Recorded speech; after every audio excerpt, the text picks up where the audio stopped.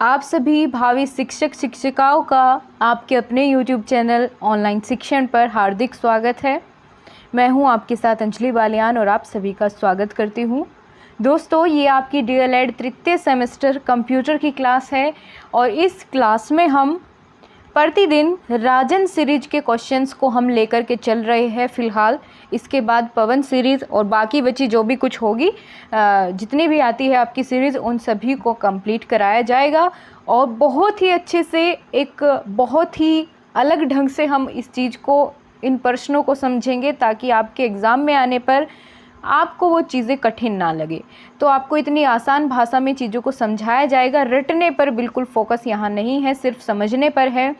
और अब जो है अपनी तैयारी में आप लोग लग जाइए, ज़्यादा समय आपके पास बिल्कुल नहीं है। तो इससे पहले आपकी 2 क्लासेस हो चुकी है कंप्यूटर की अति लघु प्रश्नों की, जिसमें बहुत महत्वपूर्ण प्रश्न हमने डिस्कस किए। आपने नहीं देखी है तो ज़रूर देखिए, आपको मज़ा आ जाएगा क्लास लेकर के। और ये आज आपकी अति लघु प्रश्नों की तीसरी क्लास है। तो चलिए दोस्तों, शुरुआत करते हैं। एक बार सभी अपने साथियों को जोड़ लीजिए ताकि सभी लोग क्लास का लाभ उठा सके। और यही आपकी फ़िक्स टाइमिंग रहने वाली है कंप्यूटर की क्लास की। सो आप लोग रेडी रहा करिए, चाहे नोटिफिकेशन आए या ना आए, आपकी प्रतिदिन इसी समय कंप्यूटर की क्लास होना तय है। यदि कोई अलग से ऐसा फॉल्ट रहता है टेक्नोलॉजी में तो आपको सूचित कर दिया जाएगा टेलीग्राम ग्रुप के माध्यम से। तो वहाँ पर आप लोग अवश्य ज्वाइन हो जाइए यदि आप अभी तक नहीं हुए हैं, क्योंकि आपको प्रत्येक क्लास की PDF नोट्स अवेलेबल कराए जाते हैं टेलीग्राम ग्रुप में। और कोई भी ज़रूरी महत्वपूर्ण सूचना होती है वो भी सबसे पहले आपके साथ टेलीग्राम ग्रुप में शेयर की जाती है। तो टेलीग्राम ग्रुप का लिंक मैंने पिन करवा दिया है कमेंट बॉक्स में, आप लोग वहां से भी ज्वाइन कर सकते हैं। ऑनलाइन शिक्षण DLED टेलीग्राम ग्रुप का नाम है। अब चलिए बिना देरी किए शुरुआत करते हैं आज की अपनी क्लास की। तो हम लोग इससे पहली 2 क्लासेस में 40 क्वेश्चंस कंप्लीट कर चुके हैं, ठीक है। अब आगे बढ़ते हैं क्वेश्चन नंबर 41 पर और समझेंगे बहुत ध्यान से, देखेंगे किस तरीके से आपको पेपर में आंसर करना होता है। तो क्वेश्चन में पूछा गया है URL का पूरा नाम बताइए, यानी फुल फॉर्म बताइए, URL की क्या फुल फॉर्म होती है।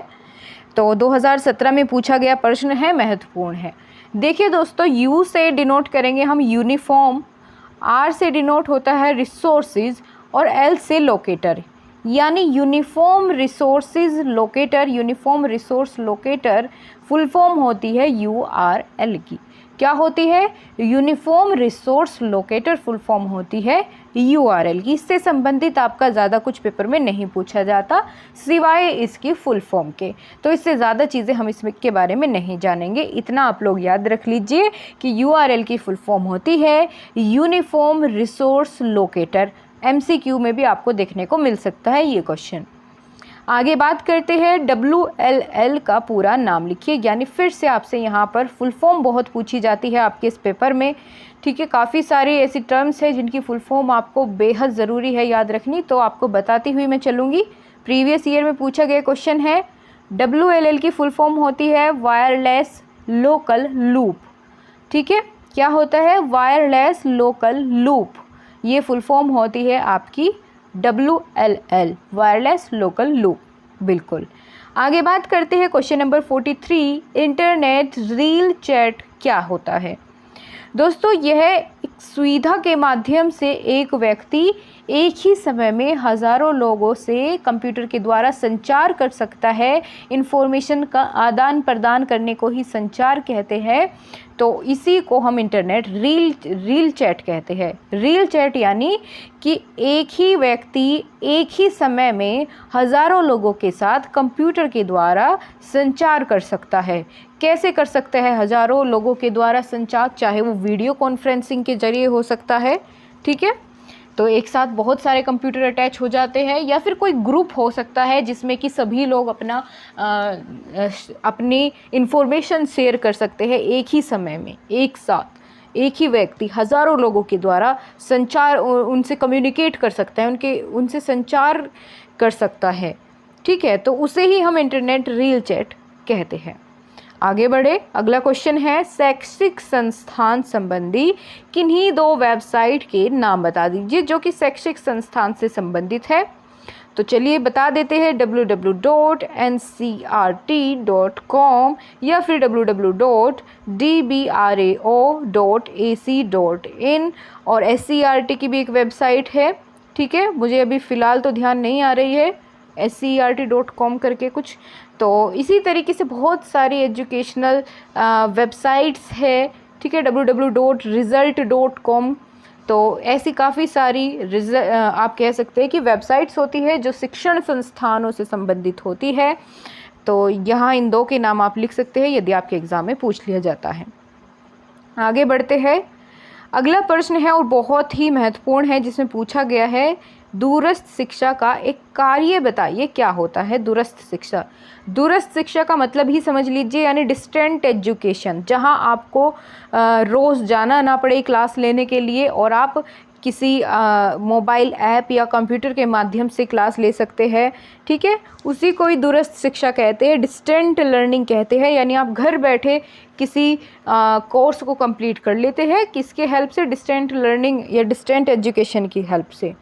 तो यह शिक्षा सेवारत व्यक्तियों के लिए नई शिक्षा के विभिन्न आयामों को स्थापित करती है। इसका मतलब ये है, सेवारत मतलब जो कहीं पर सर्विस दे रहे हैं, यानी मान लीजिए अगर मेरी आप कह सकते हैं कि मैं कहीं जॉब कर रही हूँ और उसके साथ साथ मैं चाहती हूँ कि मैं अपनी पढ़ाई को जारी रखूँ, यानी मैं कहीं सेवारत हूँ किसी कंपनी में और उसके साथ ही मैं चाहती हूँ कि मैं अपनी आगे की पढ़ाई जारी रखूँ।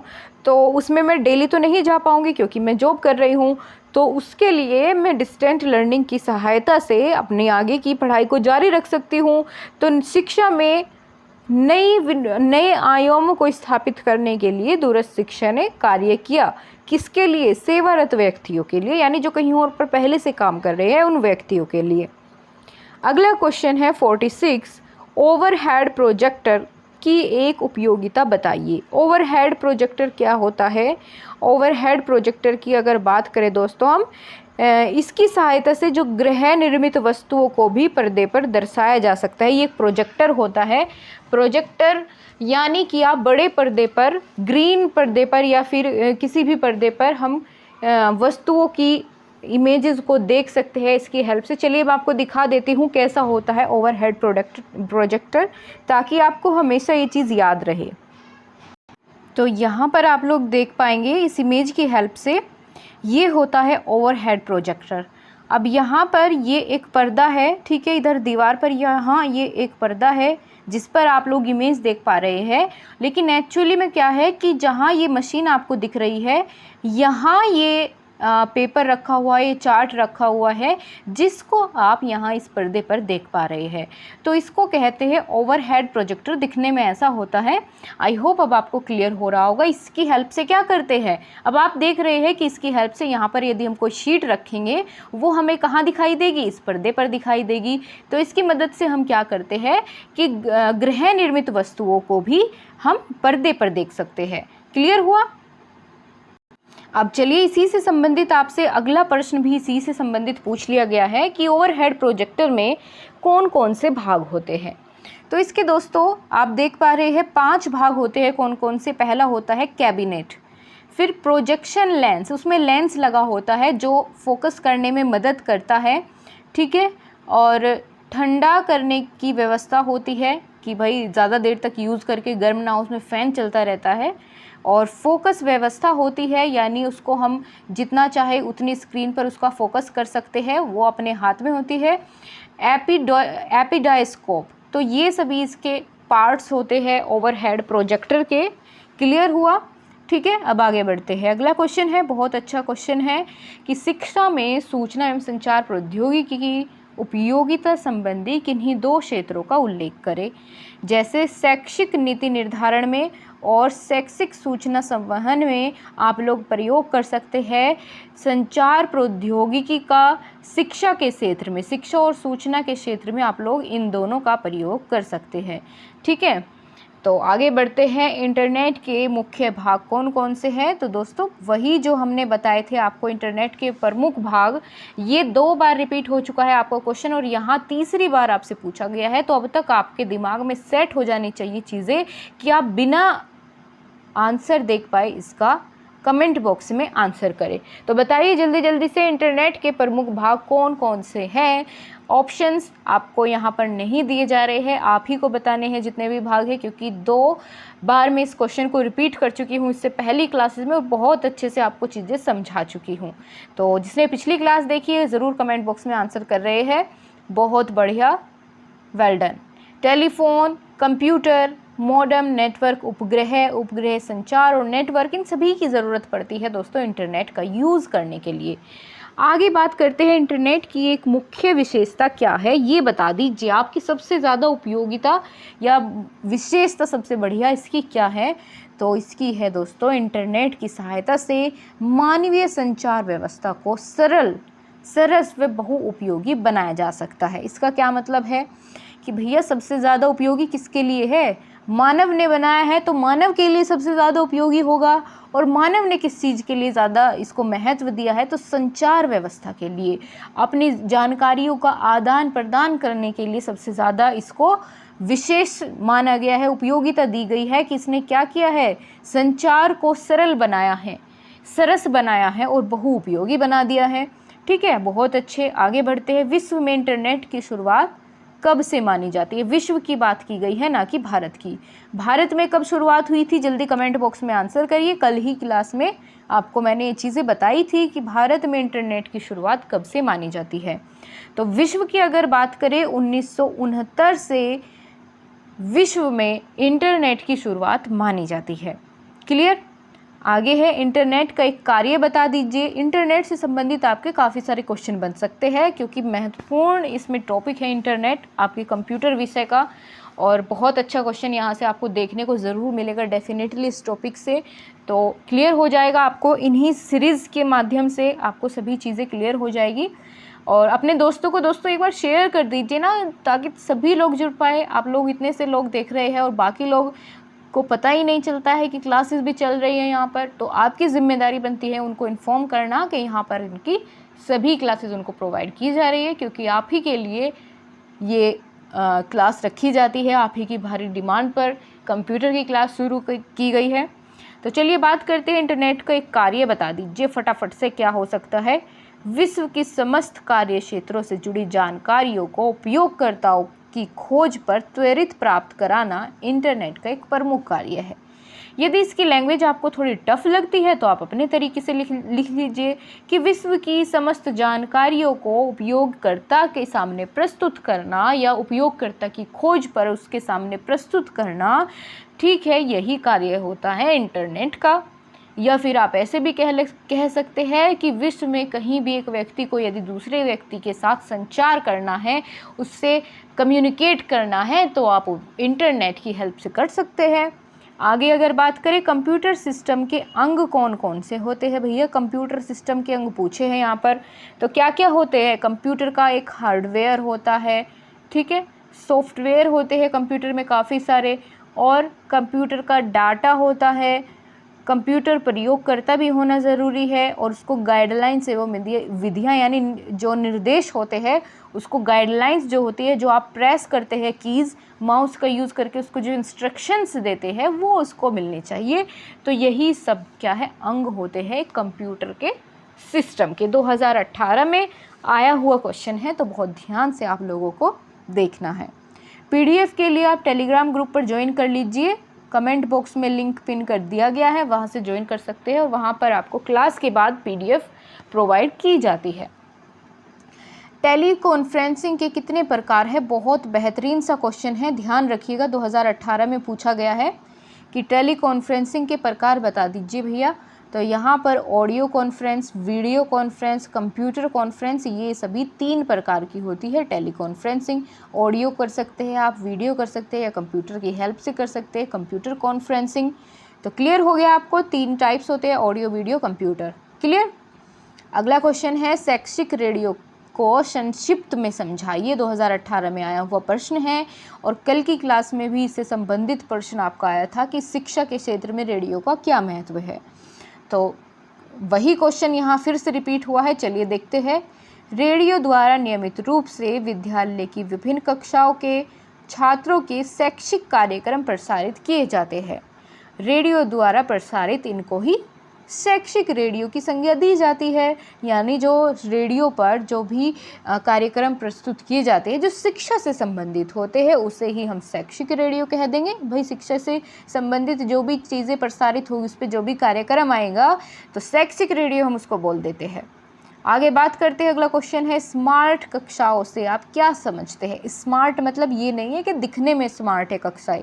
स्मार्ट का मतलब ये होता है कि जो आपकी क्लास है उसमें नवीन शिक्षण पद्धतियों का यूज़ हो रहा है, तब उसको स्मार्ट बोलेंगे हम।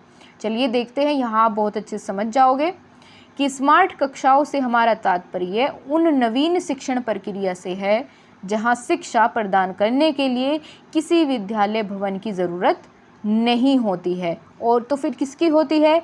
यहाँ तो मात्र नए नए तकनीकों साधनों द्वारा शिक्षा प्रदान कराई जाती है। इन शिक्षा के माध्यम क्या क्या हो सकता है? फ़ोन हो सकता है, टेलीकॉन्फ्रेंसिंग हो सकती है, कंप्यूटर, इंटरनेट, इन सभी को स्मार्ट कक्षा कहते हैं। जैसे आप अभी मेरे साथ यहाँ पर बैठकर पढ़ रहे हैं, किसके माध्यम से? अपने मोबाइल फ़ोन के माध्यम से। तो ये कैसी क्लास हुई? ये आपकी स्मार्ट क्लास हुई। ठीक है, बहुत अच्छे। आगे बढ़ते हैं। दिमाग में चीज़ों को एकदम रिलैक्स होकर के बैठिए पढ़ने के लिए। आपको प्रेशर बिल्कुल नहीं लेना है। एग्ज़ाम जब भी होगा आपकी तैयारी बेहतर हम कराएंगे। बस आपको भरोसा रखना है और साथ के साथ सभी क्लासेस को कवर करते हुए चलना है। और मेरे कहने से एक बार, रोज़ नहीं तो संडे में एक बार पिछली सभी क्लासेस का रिवीजन ज़रूर करें, तो मज़ा आ जाएगा आपके पेपर को देख करके। आगे बात करते हैं, अगला क्वेश्चन है सूचना के कोई 2 गुण बताइए। सूचना के क्या गुण हो सकते हैं? कल भी ये क्वेश्चन रिपीट हुआ था, तो देखिए कितने अच्छे से आपकी चीज़ें याद हो जाएगी, क्योंकि क्लास में ही आपका रिवीजन हो रहा है। तो सबसे पहली और महत्वपूर्ण जो गुण है वो है शुद्धता, कि जो जानकारी है, इन्फॉर्मेशन है, सूचना है वो शुद्ध हो। और दूसरे नंबर पर आती है कि अर्थपूर्ण हो, उसका कुछ अर्थ निकलना चाहिए। टेढ़ी मेढ़ी कोई बात लिख करके भेज दी तो क्या ज़रूरी है कि वो आपके लिए सूचना का काम करेगी? बिल्कुल नहीं। आपको समझ नहीं आएगी तो आपकी हेल्प कैसे करेगी? हेल्प नहीं करेगी तो वो कैसी सूचना है?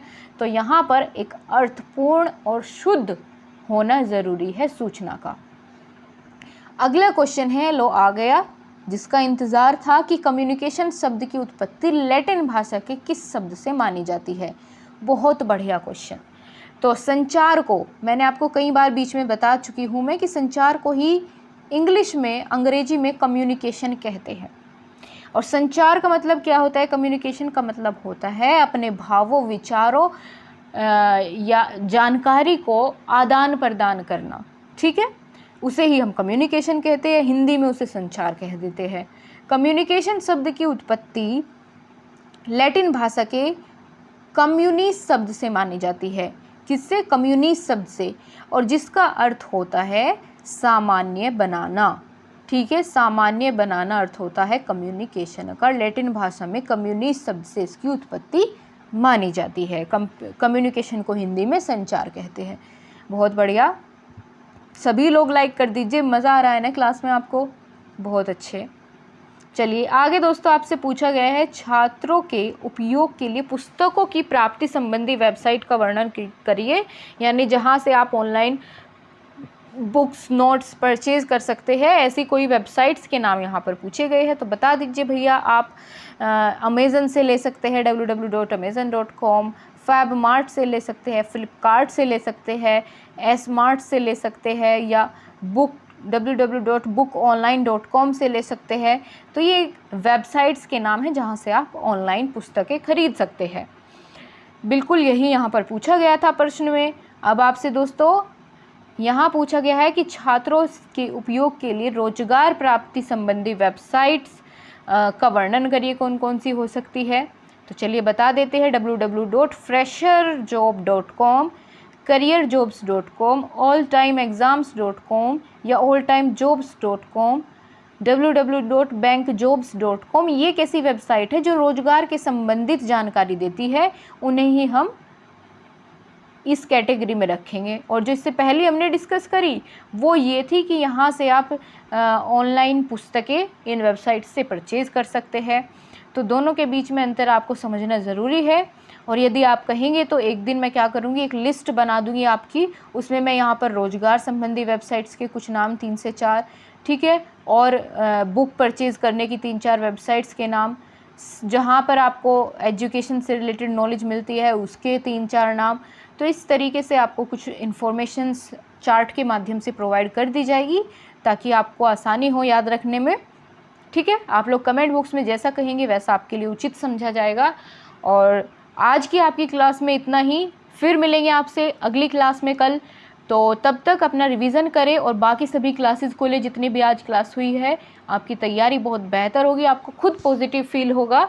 और गाइस, पसंद आई है तो लाइक और शेयर करना बिल्कुल ना भूलें। चैनल पर नए हैं तो सब्सक्राइब कर सकते हैं।